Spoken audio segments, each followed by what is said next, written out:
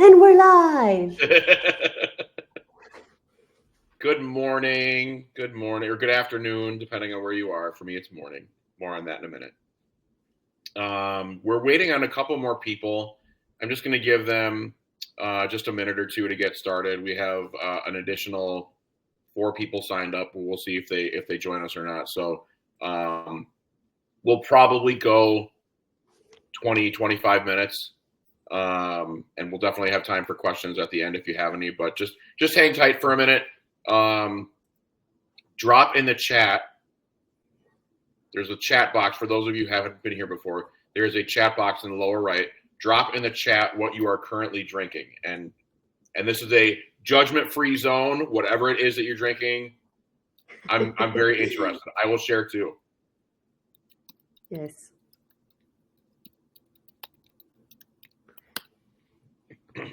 Delicious. Yay. I just had a cup of coffee before I called in. A cold Arnold Palmer. Sounds amazing. Do you know what that is? Do they have those in South Africa?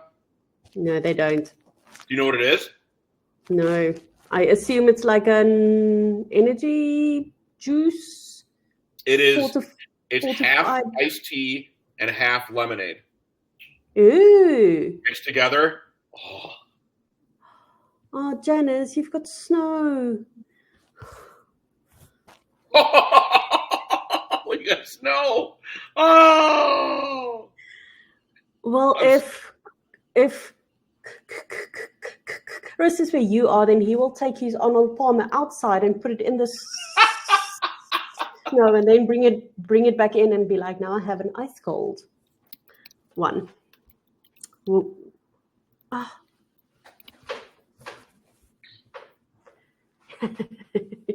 We also hardly ever have any snow, so it must be like a thing. Everybody running out of their homes going, wait, what? It's snowing? Oh, man. All the fun and games. It typically snows here like once every January, and it's not a lot. But It always makes the news, and everybody's like, oh, snow! And I'm just like, whatever, it needs to stop. Elk City, Kansas. Oh, my goodness. That's great. Enjoy that while it's there. Wow. Oh, wow. Well, I think we're going to get started. If anybody jumps on late, I can't remember. We are recording this, right, Nellet? Yes, we are recording it. If you have to jump out midway or you have people coming over to chat to you, it's all good. You'll receive a recording afterwards in your inbox. Yep. And if you are watching this recording, then we missed you. Yes. Pop in next time. So good morning, everybody. My name is Chris Estrella. I'm the government content insider for TownWeb and for HeyGov. I'm going to talk a little bit more about me in just a second, but I'm going to go ahead and share my screen. Let's do it this way. Let's try it a different way. Share. I promise I've done this before. Share a screen. That one. Share. Perfect. And then we're going to play. We're getting there. I'm telling you, it's going to work. Perfect.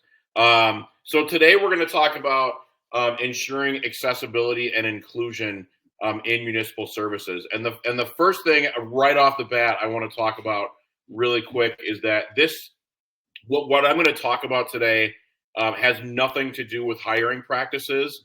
And again, it's clearly here in the title, but I just want to make doubly sure that we're aware of that. I think we all know, and I'm not talking about politics, but I think we all know kind of the environment that we're living in the U.S. right now. And there's no commentary on it, but a lot of the talk about, and I'll just say DEI, accessibility, inclusion, that sort of thing, that a lot of that talk and a lot of those thoughts that are being shared are about hiring practices, and we're not talking about that today. We are going to talk about how to best deliver your municipal services to people so that they have access to them. That's really just kind of the summary of it, and then we'll obviously go into more detail. So if you were here for hiring practices, sorry, but no. But that's what we're going to talk about. so I want to lead off with that just because I'm aware of what's going on kind of in the U.S. right now and where things are moving and talking all that kind of stuff. So again, not hiring practices, delivery of our municipal services. So just keep that in mind as we go along. Let me get back to, there we go. Perfect. So first, I kind of want to formally introduce myself. Again, my name is Chris Estrella. I'm the government content insider for TownWeb and for HayGov. I was a municipal clerk treasurer for almost 17 years in Wisconsin. I was a deputy administrator for 10. I am currently, in addition to my roles here, I am an adjunct professor of public administration for my alma mater, UW Oshkosh, yay, and Rochester University, which is just north of Detroit, Michigan, double yay. I'm a past president of the Wisconsin Municipal Clerks Association. I love the Packers, Notre Dame, which had a great year but lost. The Yankees, pitchers and catchers reported yesterday for me, so awesome. But they also lost in the World Series. And I love In-N-Out Burger. Fun fact, 3.5 years ago, my wife and I, obviously we lived in Wisconsin, and we pretty much sold everything and moved out to Las Vegas. So good morning from sunny and gorgeous. It is going to be a beautiful day today. Maybe 60, 65 degrees, Las Vegas. So if you ever have any questions about Vegas, if you want to run stuff by me, I'm your guy. I don't know everything, but I know a lot, and I have some connections here. So yeah, I can talk about Vegas all day, but I promise you I won't. But again, today we're going to talk about accessibility and inclusivity. But first, I want to lead off with some kind of folks that I want to talk about. This is Betty. Betty has been in her role as the clerk for a long time. She knows all of the town stories going back, through her entire tenure, 35 years. She's super friendly. She has a really great, thoughtful, knowledgeable answer for everybody because she's got all that experience. And she loves that she can work with everyone every day. She comes to work. She enjoys what she does. She might not be super up on technology and accessibility and inclusivity in delivering services. Maybe she came from the time where, before emails, maybe even before computers. So she's kind of seen this evolution of technology from pen and paper all the way through to where we are now. Her deputy is Bella, and Bella has been learning all of this historical information from the residents. She's relatively new. We'll say she's been in her job for 2.5, maybe 3 years, but she's comfortable with what she knows, but she just doesn't have the knowledge base that Betty does because she hasn't been there that long. And Betty could probably be her mom, which is, again, not a bad thing. We've definitely got two different age groups here that are kind of working together, and they get along great. She's well acquainted with folks on Snapchat, on Instagram, on, I don't even know, I think there's Threads is something new. I don't even know. I'm old for I'm on Facebook, so I'm old, but there's new stuff coming out left and right, and she's all about that. And she loves people, but she also, being younger, the technology was already existing, so she kind of grew up with it. I would say I'm 44, so I'm probably right between these two. Bella's probably in her mid to late 20s, and so she just grew up. The technology was already there. Smartphones already existed. This was never a big thing for her. So it's been a different kind of evolution for her, but she's still seeing what's going on around her. What the great thing about the two of them is that they both want to serve their community in the best possible ways, and they work really well together. I can honestly say I actually was a Betty, and I might have left as, or I actually was a Bella, and I might have left as a Betty. I'm not 100% sure, but I've worked with Bettys, I've worked with Bellas. It's really cool having that kind of cross age group association where you can have folks who have been around for a long time work with folks who haven't, and just have that sharing of knowledge. It's really awesome. So the two of them together, they're fantastic. They love working together, and they're really great at what they do. But again, one of those things that we're going to talk about is accessibility and inclusivity.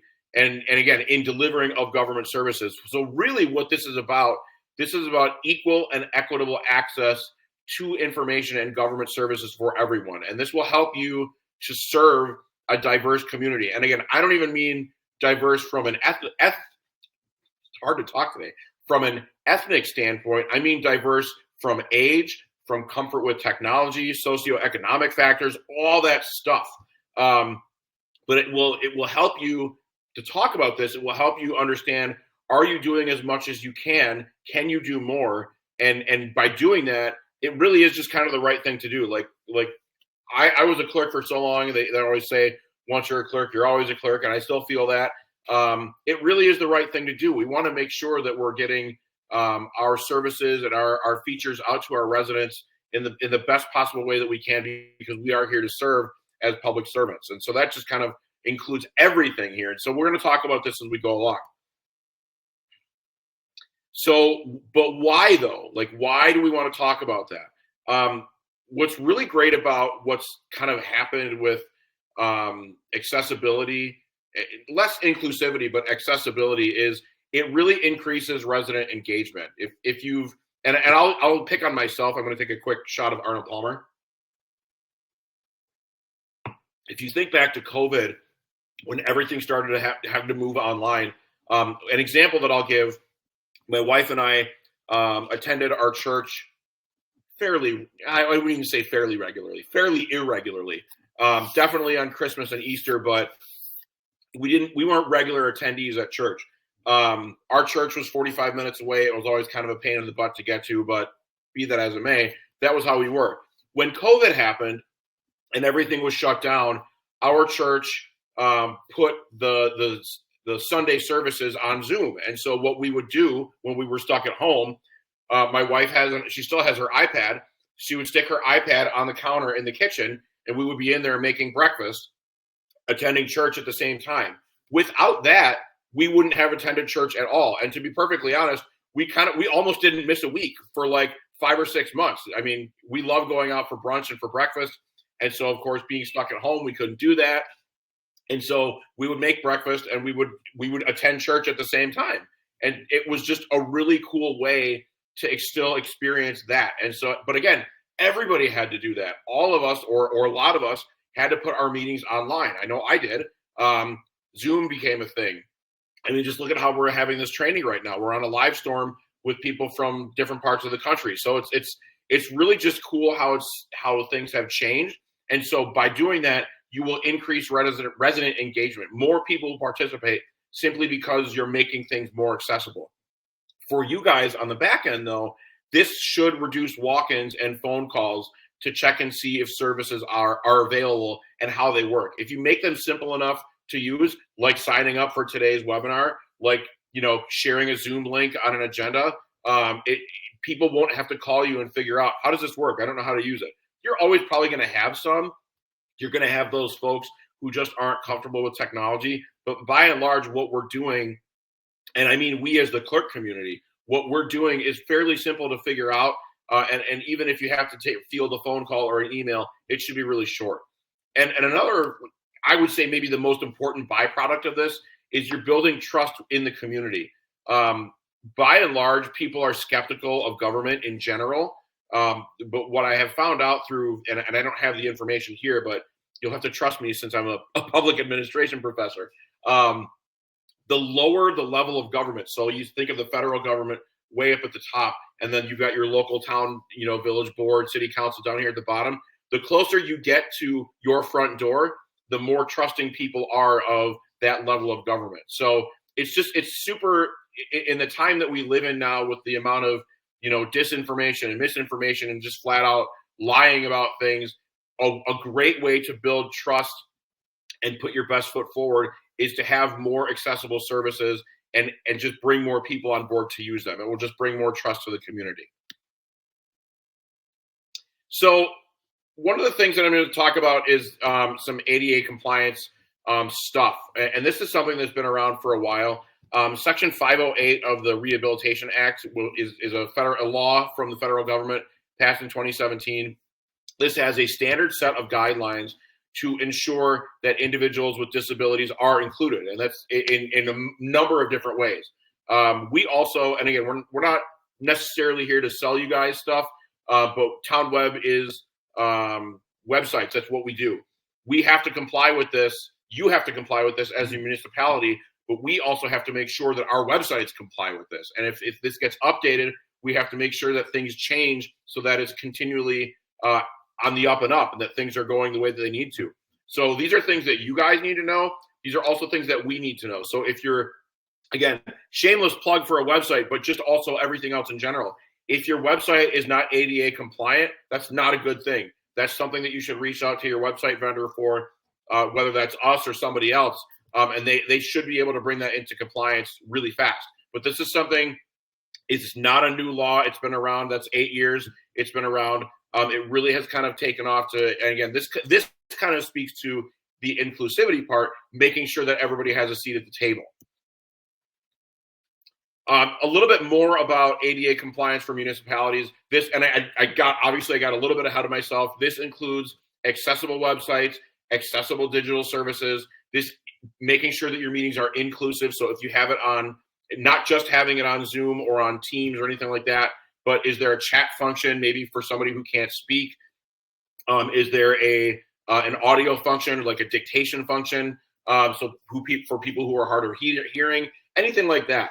Making sure that your digital forms and your PDFs are also accessible, but then also physical accessibility. Is your building accessible? Do you have regular compliance audits? I can tell you, again, having been a clerk in Wisconsin, the Wisconsin Elections Commission, this is years ago, this is probably 10 years ago, maybe as a result of this, well, it would have been before that, but they did accessibility audits of polling locations. And so I worked in a municipality. Our town hall was our polling location. And so we had somebody come out and actually do a physical accessibility audit of our polling location. And one of the things that I remember, because this will always stick with me, I remember is that we didn't have a way for somebody who couldn't physically open the door to call for help. And so we had, and it wasn't not like this was expensive, but that thought never even crossed my mind. And so what I did was I bought a remote doorbell. I only put it out on election day. This is for election day, but I only put it out on election day. And if somebody needed it, they could ring the doorbell. Obviously the sensor was right by the door, and then the ding would be right at my desk, and I'd go out and help somebody.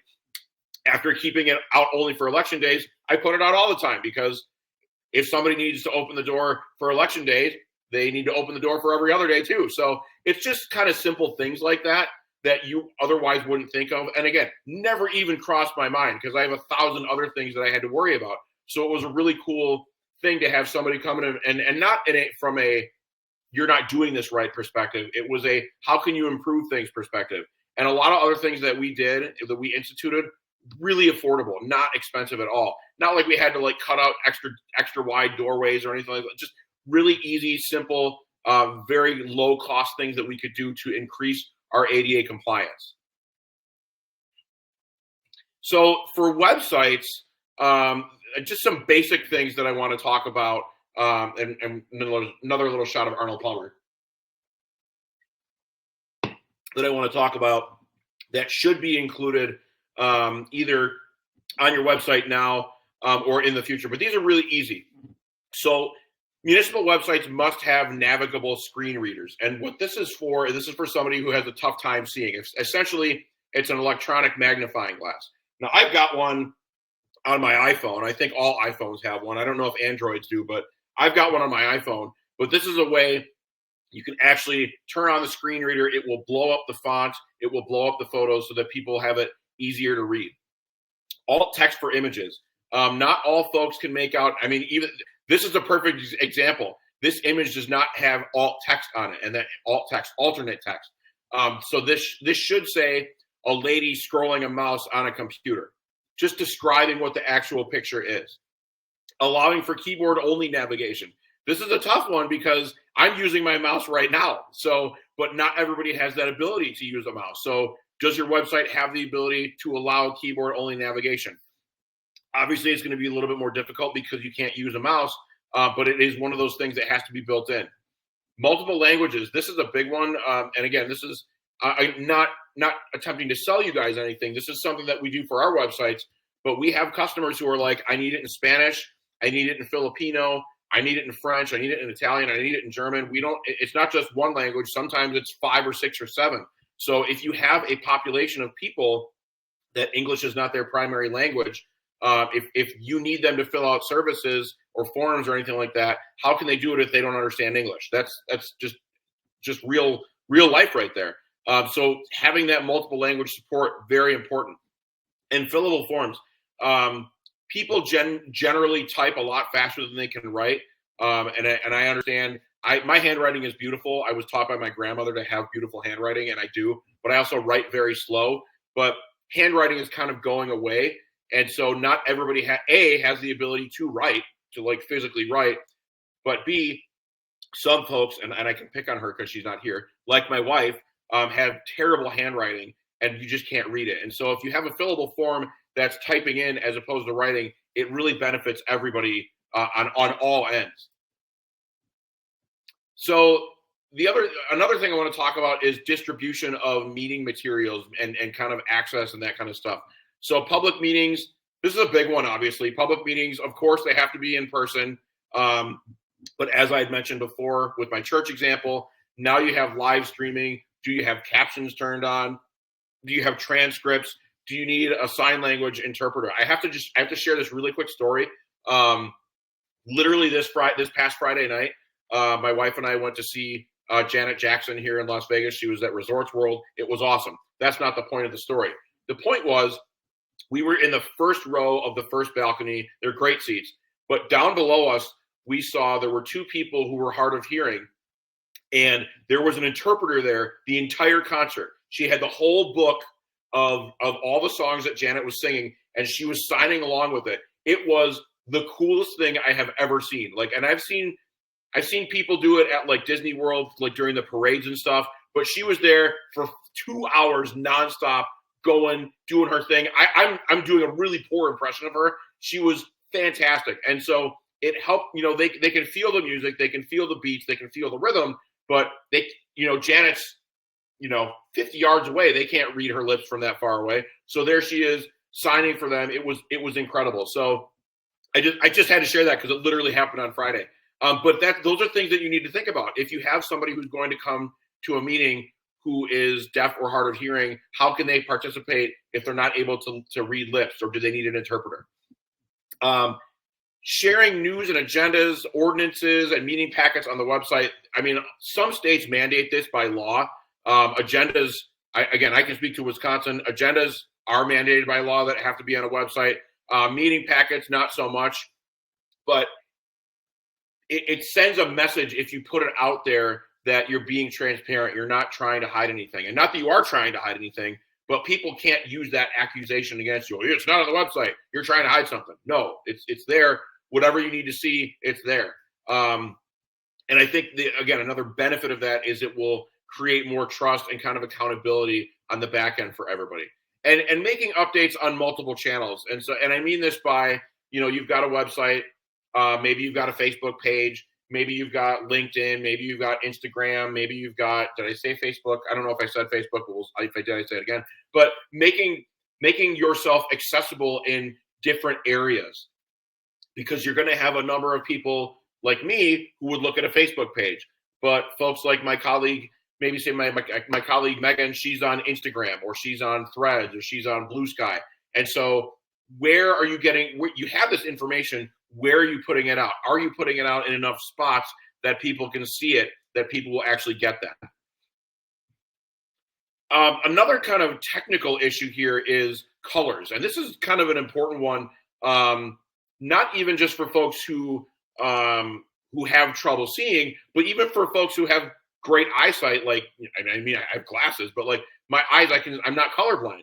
But the color contrast, you don't want to put weird colors on top of each other. I mean, if you look at the kind of the barcode thing, looking at some of it kind of hurts your eyes, and you can just tell, and you're just like, I don't want to look at it, so don't look at it. But making sure that the contrast is appropriate.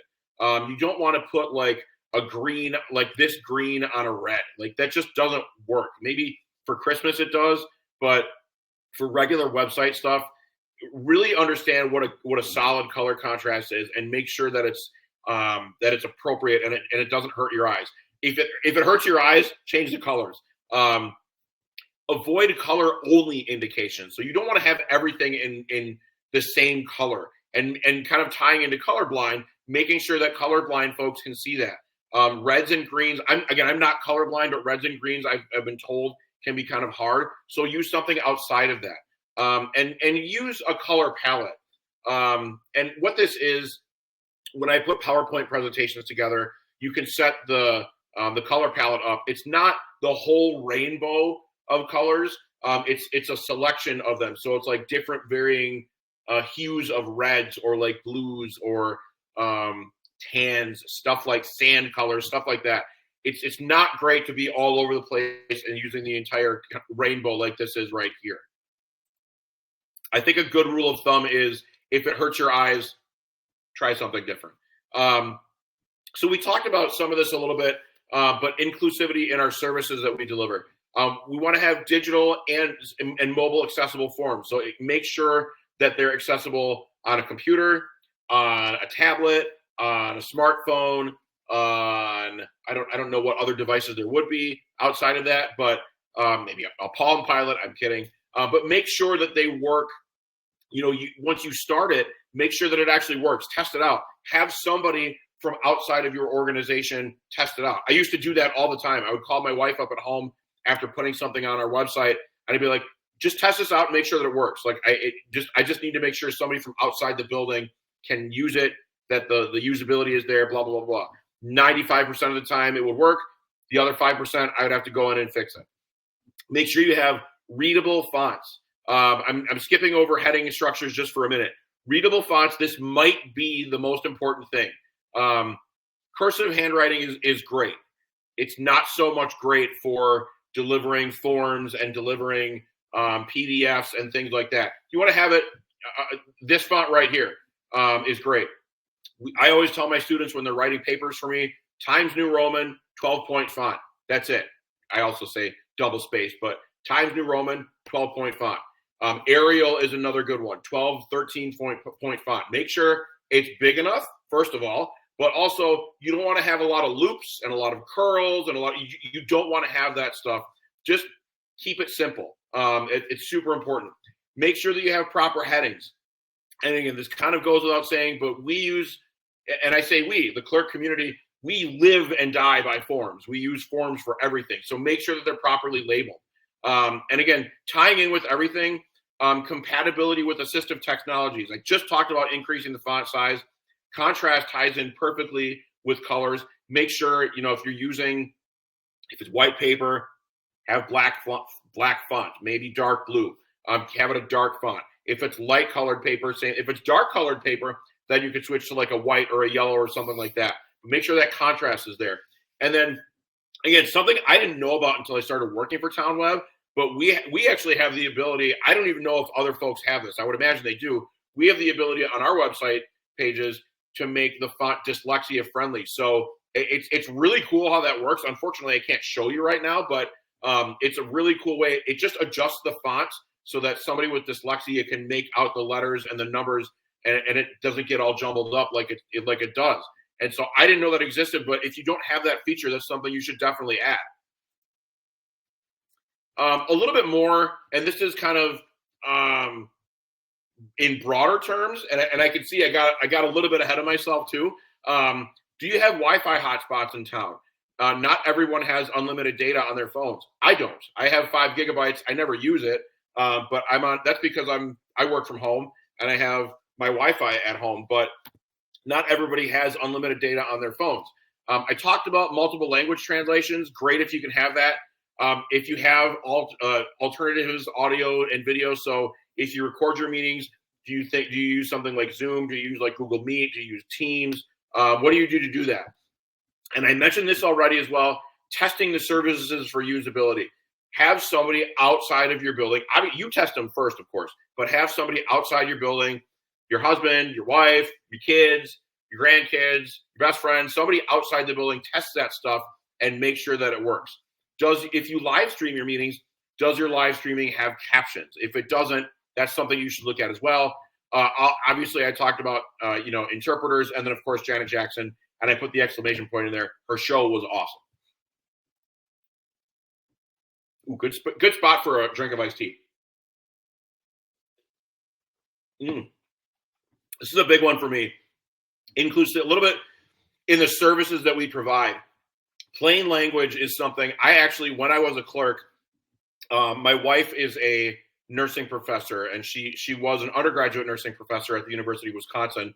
She taught a whole class on using plain language. How many of us have been to a doctor or a provider's office and have no idea what they're talking about because they only speak in medical terms? And so the same thing is applicable to those of us who work in government. We live and die by forms. We live and die by, I can't think of the word now. I'm having a brain fart. By acronyms. There we go. We shorten everything. We use them all the time. DOR, Department of Revenue. WEC, Wisconsin Elections Commission. CUP, Conditional Use Permit. We know all that stuff. Somebody who's coming into our office the first time has no idea what any of that stuff is. So it's really important to use plain language to explain complex or bureaucratic terms or even forms or things like a road right of way. Like people don't understand that because they don't work with it every day like we do. So it's important to use plain, simple language, no jargon, just to explain things to people. And then once they understand it, you can kind of introduce that stuff slowly. If you have neurodiverse individuals, do you have a quiet space for them, either to fill out a form or conduct business, maybe vote on a ballot absentee? Do you have a library? Do you have a quiet room? Something like that. You can have them participate as well. And make sure, I would say this might even be the second most important thing on this slide. I'm not 100% sure. But if you have digital services, when you have them, make sure that you update the information every so often.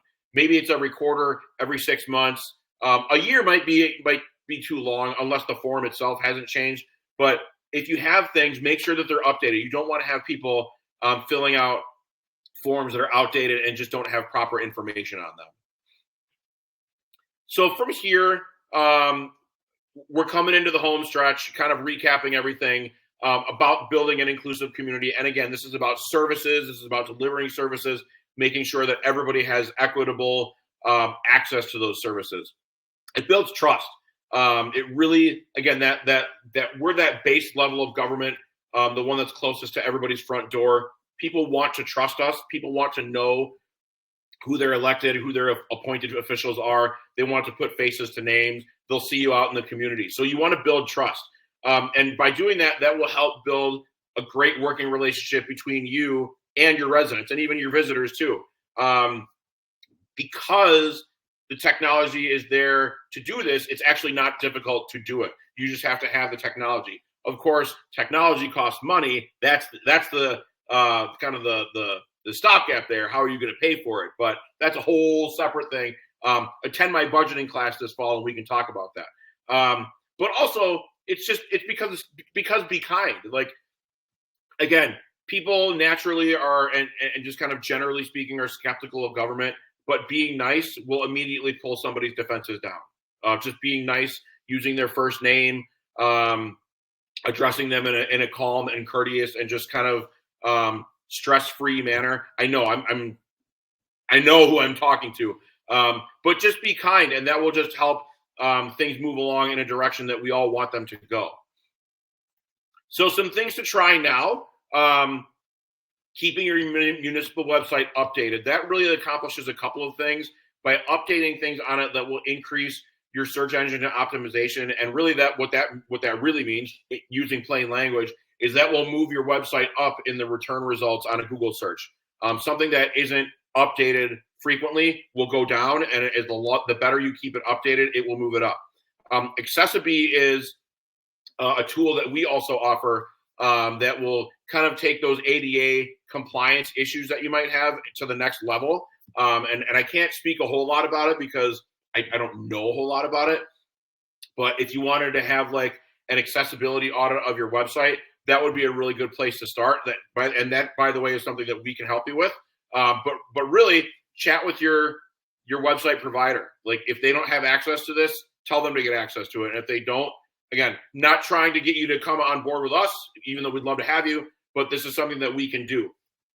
Check your town hall spaces, like entrances, counters. You have accessible seating. Again, if you know of an organization that would do an ADA audit, go through them and have them do it. It probably is going to be free, but again, it's something that it makes you think a different way that you otherwise wouldn't think unless you were in that person's shoes. And then finally, review the signage and access at municipal facilities.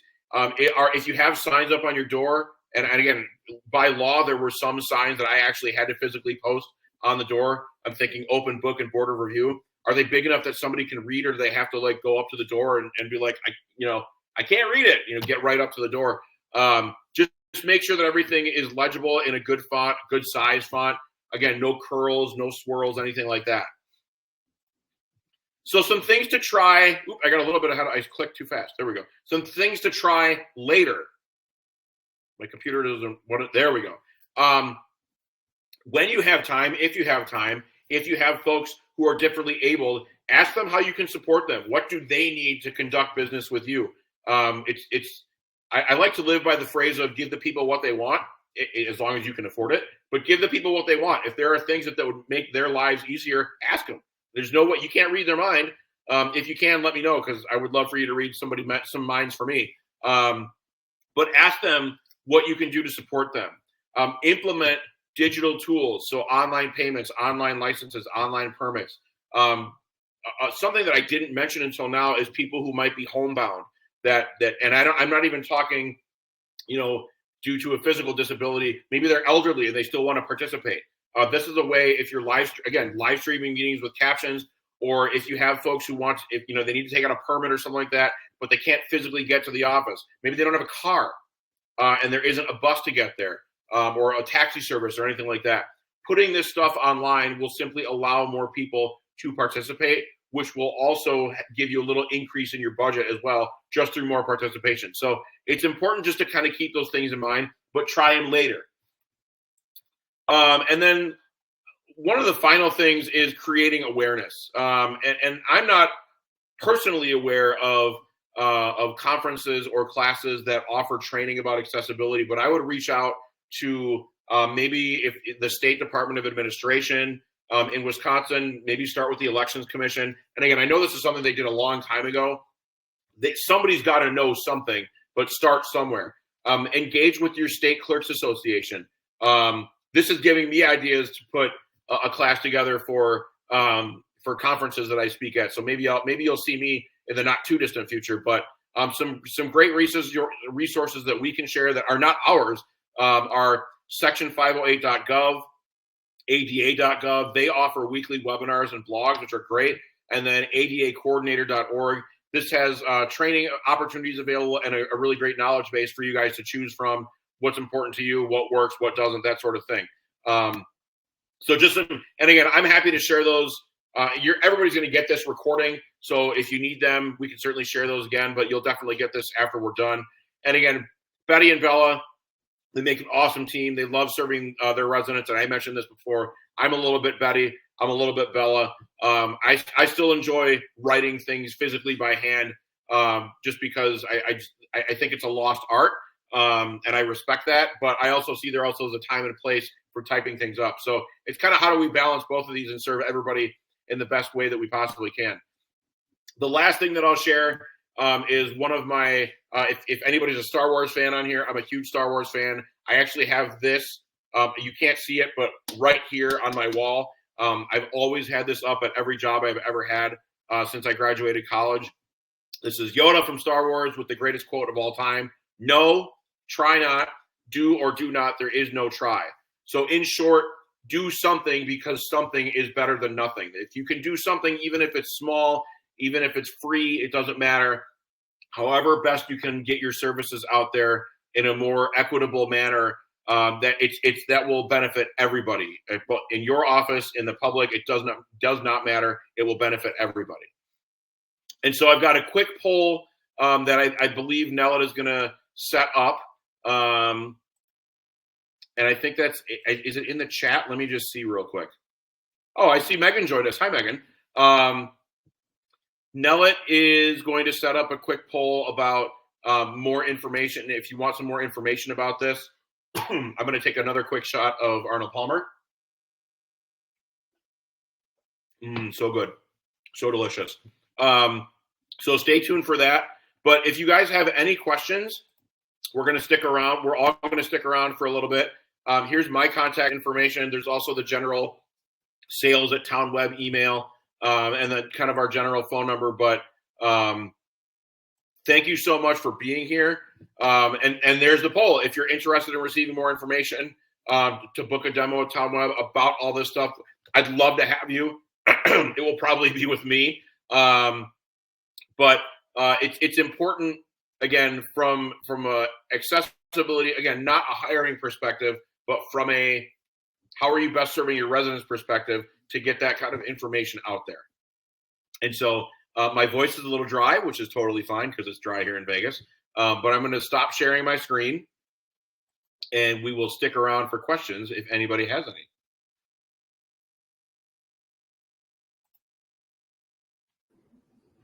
Absolutely. The poll is still up. If you're interested in receiving more information or booking a demo with TownWeb, we offer the accessibility app called Accessibility that Chris spoke about, that automatically makes sure that helps with keeping tabs on the ADA compliance on your website, and all TownWeb websites are ADA compliant, which means it's one less thing that you need to worry about.